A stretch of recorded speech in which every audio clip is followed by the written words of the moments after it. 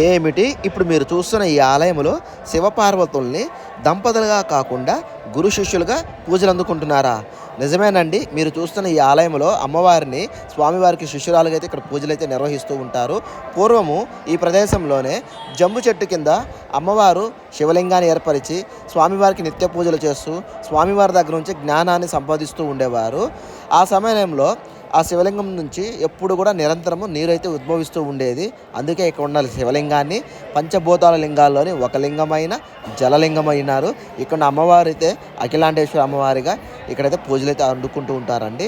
పూర్వము ఇక్కడ అమ్మవారు ఎంతో ఉగ్ర రూపంలో ఉండేదని, తరువాత ఆదిశంకరాచార్యుల వారు వచ్చి అమ్మవారి దగ్గర శ్రీచక్రాన్ని నిర్మించి అమ్మవారిని శాంతింపజేసి శాంతంగా కొలువైందని ఇక్కడ స్థల పురాణం కూడా చెబుతూ ఉంటుంది.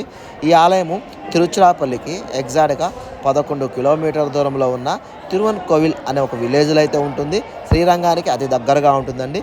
పంచభూతాలలోని ఒక లింగమైన ఈ ఆలయం దర్శించండి. మనకు అనుకున్న కోరికలు కష్టాలు ఏదున్నా కూడా ప్రతిదీ నెరవేరుతాయని ఇక్కడ నమ్మకము. ఇన్ఫర్మేషన్ నచ్చింటే ఒక లైక్ కొట్టి సబ్స్క్రైబ్ చేసేయండి.